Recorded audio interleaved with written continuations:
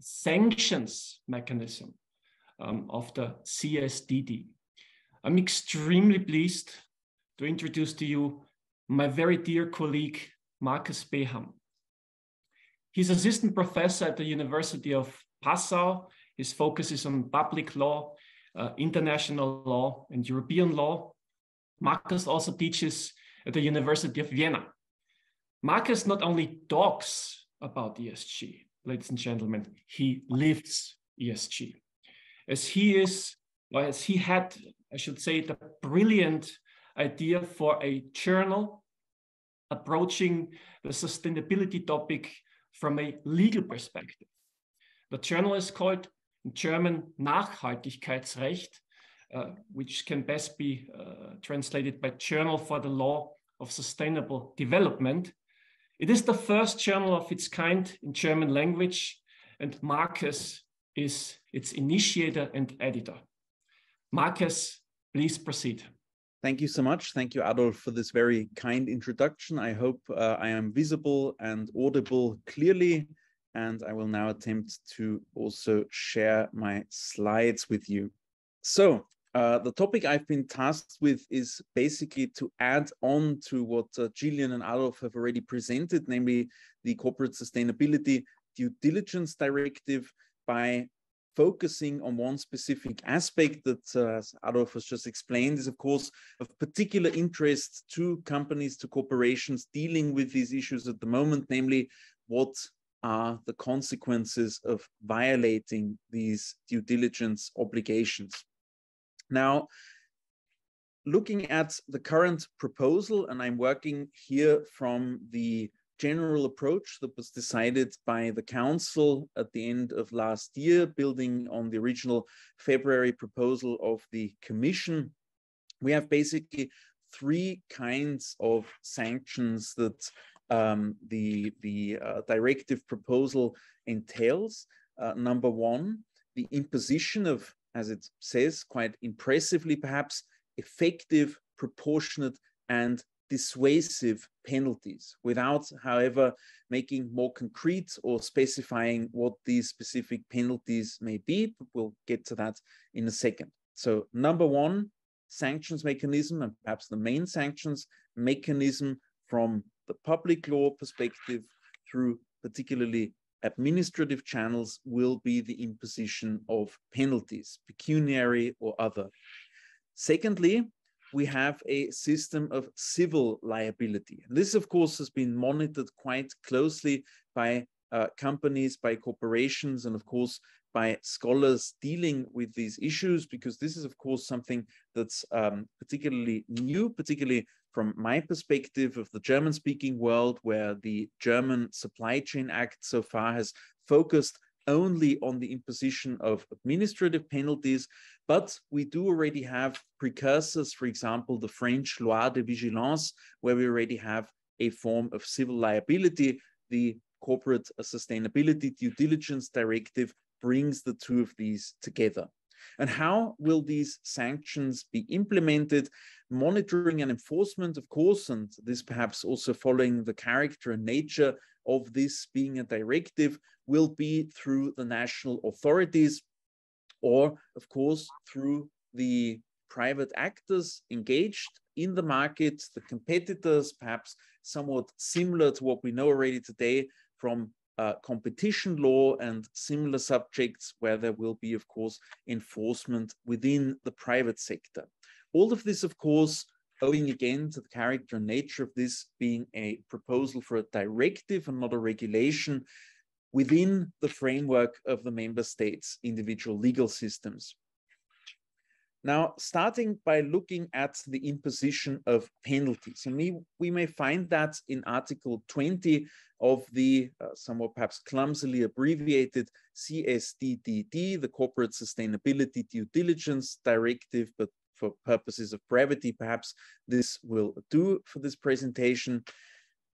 Member states shall lay down, as it says here, the rules on penalties. And we see here already that it's not just pecuniary penalties, but the pecuniary penalties are specified as one form of potential penalties that are envisioned within the member states' legal systems that will be applicable to infringements of national provisions adopted pursuant to the directive, and that they shall take measures necessary to ensure, so to speak, to enforce through, of course, their domestic authorities, or when we look at then later on, but this is a different subject, of course, civil liability through the liability regimes in the individual domestic legal systems.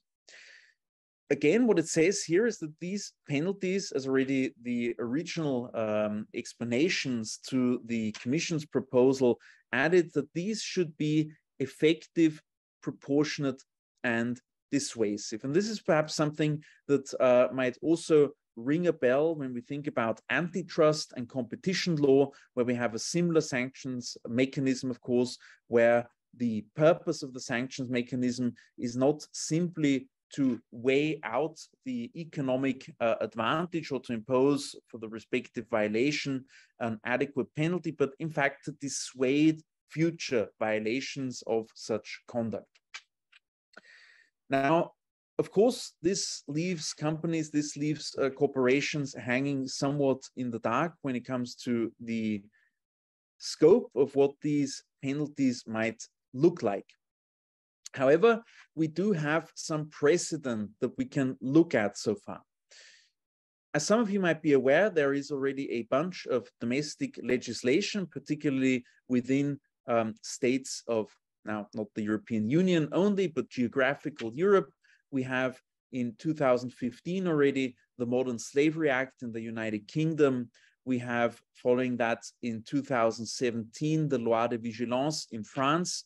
We have in 2019 a Dutch proposal of legislation regarding supply chains, similarly in 2020 for Switzerland and in 2021. And this has now entered into force on the 1st of January 2023. The German Lieferketten-Sorgfaltspflichtengesetz, as it is called, quite a mouthful, simply translated perhaps best as the Supply Chain Act. Also, we have another proposal here of domestic legislation in Norway, but of course, as Adolf has already explained, the jurisdictions that I practice in offer that I focus quite briefly, and perhaps also this does not just make sense coming from myself as the person speaking to you, but also from the fact that Germany was one of these states within the European Union, particularly proactive in pushing towards this supply chain due diligence directive proposal within the European Union, that this might provide some sort of a crystal ball of what we might expect when it comes to penalties.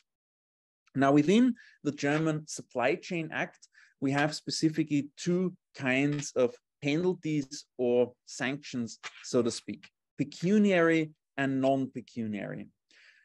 The non-pecuniary penalty or sanction, and it's particularly important, of course, for companies, for corporations that are active or dependent upon the award of public contracts that are involved in competitive public tender and public procurement proceedings, that violations of the German Supply Chain Act will lead to exclusion from the award of public contracts entered into the competition register. So this will also be made transparent and public until sufficient remedies have been taken or the passing of a maximum of 3 years. So the maximum penalty here would be exclusion from the participation in public procurement for 3 years maximum. Second, as regards pecuniary penalties, we have here pecuniary penalties up to a maximum amount, and this depends on the specific due diligence obligation.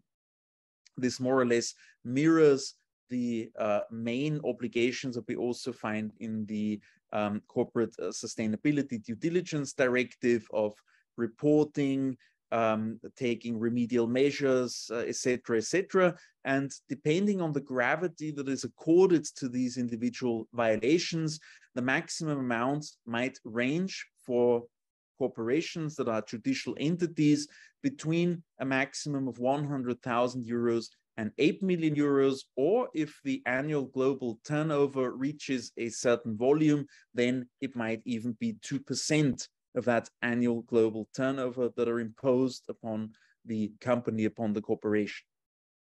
Now, what one has to add onto that, looking beyond the text of the German Supply Chain Act itself and looking at the sanctions or penalty system under German administrative law, is that there is always also the possibility of skimming off any economic advantage that has been gained through the violation.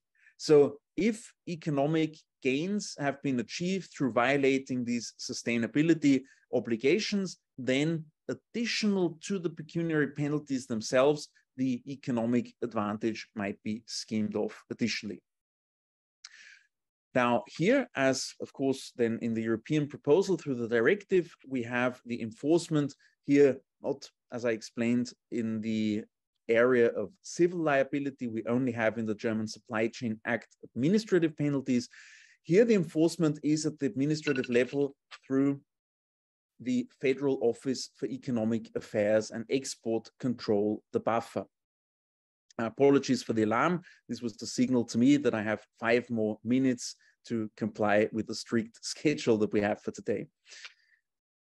Going back now to the Corporate Sustainability Due Diligence Directive and the penalties imposed therein, and I've just tried to illustrate what this might look. Of course, we will have 27 different pieces of legislation once the directive is in place. Still, we do have some more characterizing features in Article 20 that explain what these penalties might look like. Now, in deciding whether to impose penalties, so with regards to the if, and if so in determining their nature and appropriate level, so the scope, the height of pecuniary penalties, the volume, or the scope, when we think, for example, of the German case where we could exclude from public procurement proceedings, then account shall be taken also of the company's efforts to comply with any remedial action required of them by a supervisory authority, any investments made, and any targeted support provided pursuant to Articles 7 and 8. Now, I'll explain in a second what that means, as well as collaboration with other entities to address adverse impacts in its chain of activities. So as the text envisions it, there will be the possibility of taking mitigating measures to perhaps also alleviate the penalties, the sanctions imposed upon a company. Targeted support means support for small and medium enterprises, which are business partners of the company, where compliance with the code of conduct, the corrective action plan, would jeopardize the viability of small, medium enterprises. This is included particularly because one of the largest concerns with regard to these kinds of supply chain legislation proposals is, of course, that small and medium enterprises that might not directly but might indirectly be affected, of course, will carry the larger part of the burden. And there it's envisioned that also companies might alleviate the effect of sanctions imposed upon them by offering support, which may take the form of financing directly or through giving of loans, guarantees, etc., to support SMEs in complying with these respective obligations. However, looking to the competences of the supervisory authorities, it is worth mentioning that any remedial action does not preclude the imposition of penalties. It might only alleviate. Getting back to Article 20 on penalties, again, what is emphasized is that with regard to pecuniary penalties, these should be commensurate with the company's worldwide net turnover, and furthermore, that the member states shall ensure that any decision taken here regarding to the infringements is, and this is again similar to the German system, published, publicly available, and shared within the European network of supervisory authorities. Now, moving forward from this system of administrative penalties, we have additionally the system of civil liability as might have been taken from the Loi de Vigilance, where we have similar provisions, that here member states shall ensure within their legal systems that a company can be held liable for damage caused to a natural or legal person. And now it gets interesting, provided that the company intentionally or negligently failed to comply with obligations, and as a result of a failure, a damage to the natural legal person's legal interest protected under national law was caused.